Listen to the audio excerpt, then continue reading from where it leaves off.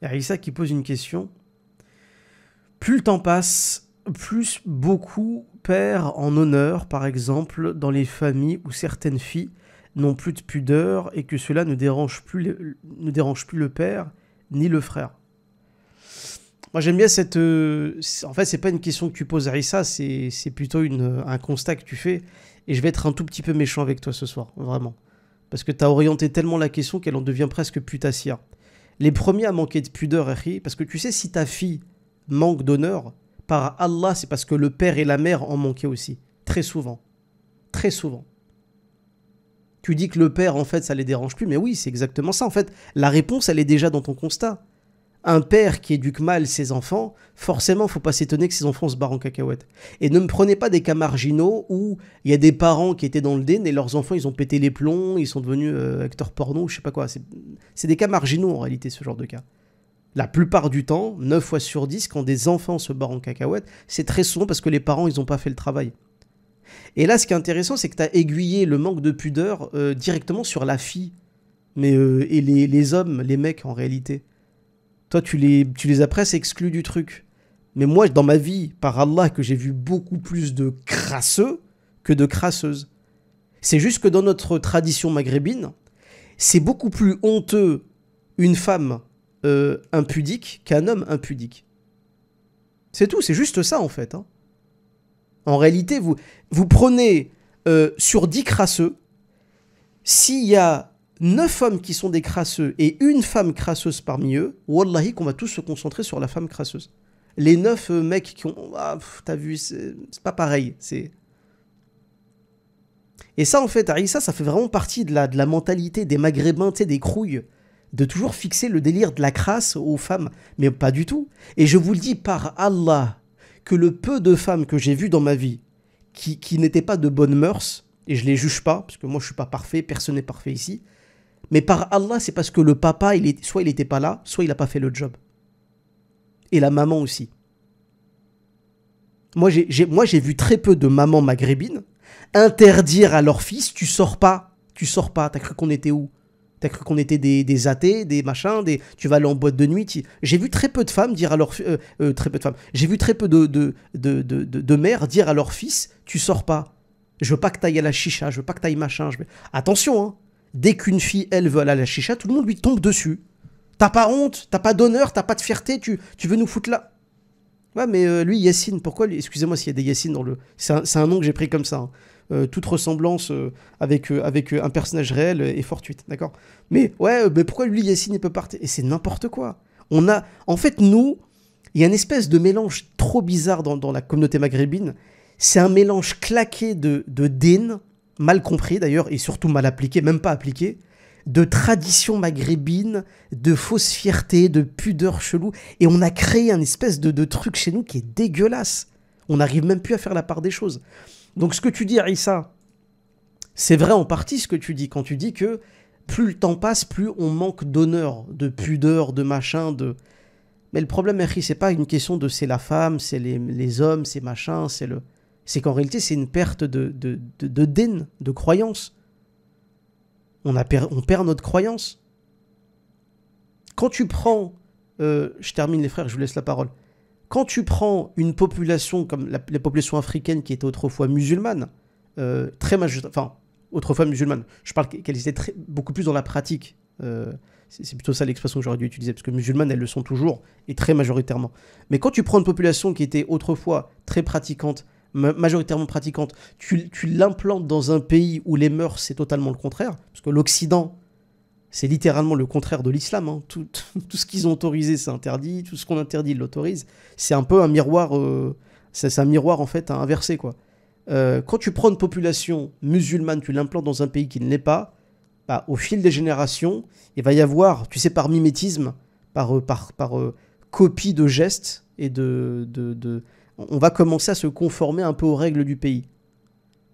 Et c'est vrai que nous, on aurait dû dès le départ, et nos parents, et je blâme pas nos parents, hein, mais on aurait dû déjà dans nos communautés africaines, nord-africaines, enseigner ce que c'était déjà la pudeur très tôt, le din très tôt. Ça a été fait dans beaucoup de familles, hein, Mais aussi dans d'autres, ça n'a pas du tout été fait. Mais pas du tout. Quand bien même d'ailleurs les parents, s'ils étaient d'ailleurs musulmans et pratiquants. Parfois, il y a une éducation qui n'a pas suivi en fait. Il n'y a pas une transmission qui a été faite.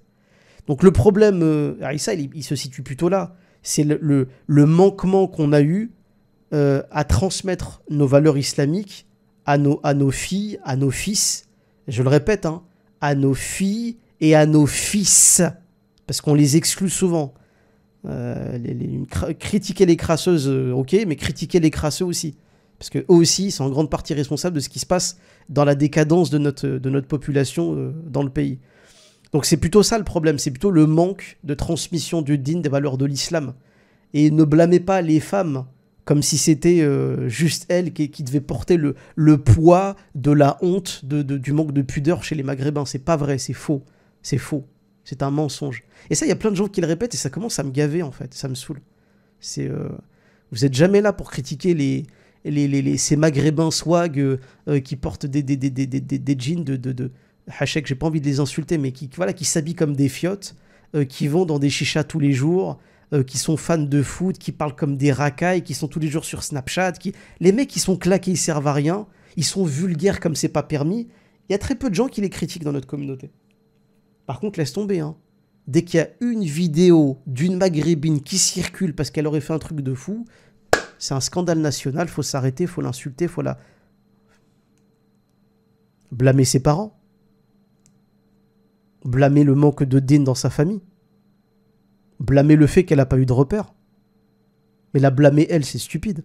Ça sert à rien en plus. Vous allez vous défouler sur une gamine qui a glissé, ouais. Vous avez jamais glissé, vous.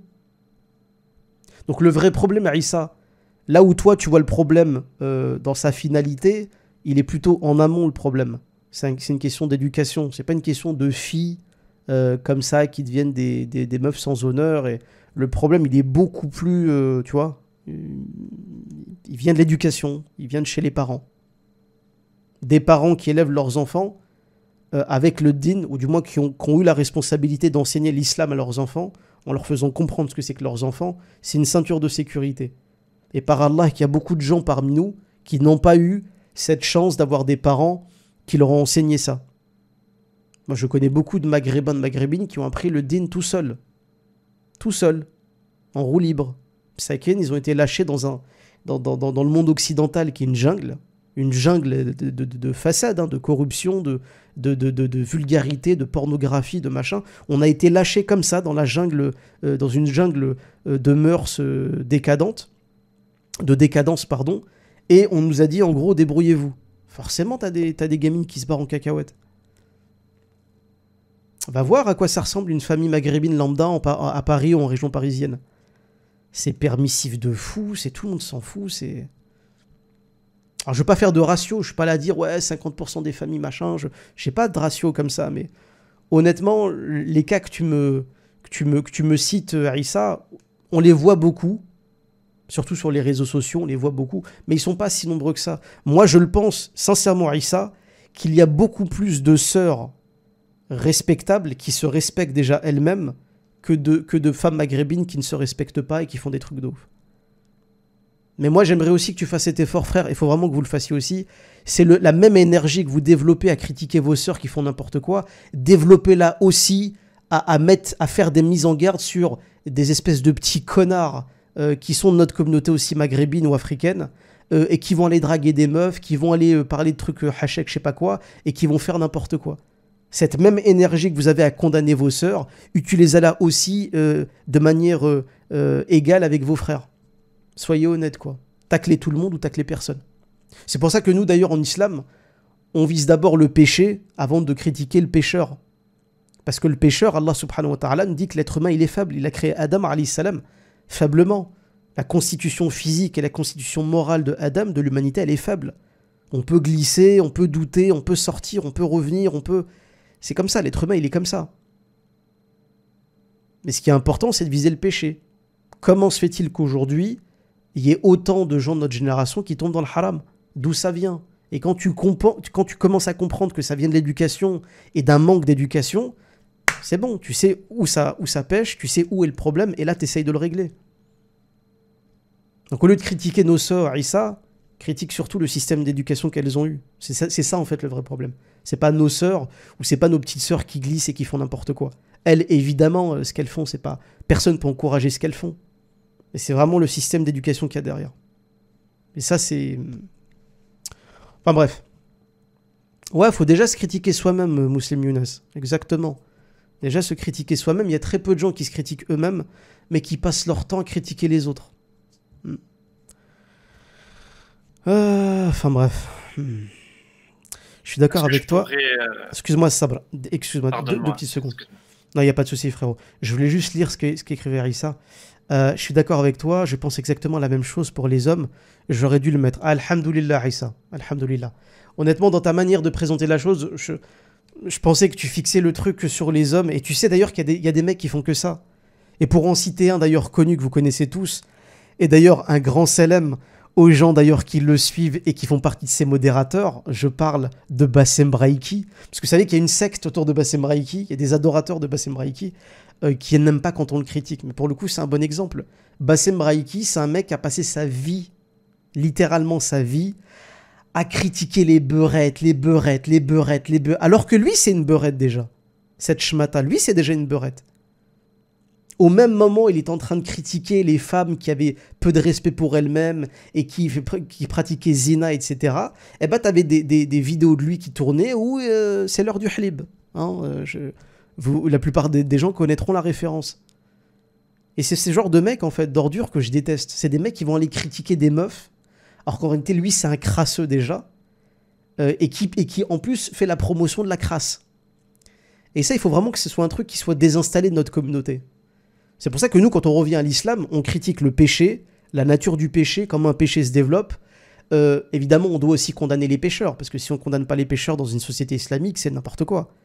Mais nous, en islam, on condamne le péché, et c'est pour ça qu'on fait nasiha, qu'on fait des rappels aux gens, qu'on leur dit de s'éloigner de tout ça, etc.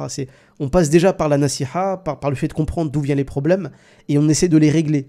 Et je pense pas que faire des vidéos pour insulter les beurettes, comme certains, ou les blâmer sur Internet pendant des jours, ça, j'ai jamais vu ce genre de méthode porter de bons fruits. Donc faites da'wa, faites des rappels aussi. C'est comme ça en fait qu'on sort les gens du péché, qu'on les réveille. Moi, alhamdoulilah, c'est comme ça que je suis passé d'une vie pas très halal à une vie un peu plus saine. D'accord ? Donc je te remercie en tout cas pour la réflexion, Issa. Et merci d'ailleurs de l'avoir nuancé. Barakallahu fik akhi. Merci à toi. Excuse ma rudesse, pardonne ma rudesse. Mais vraiment, ce genre de sujet, moi, ça me... Tu vois, des fois, il y a certains sujets qui me font monter en l'air. Donc, j'espère que tu l'as pas mal pris, akhi.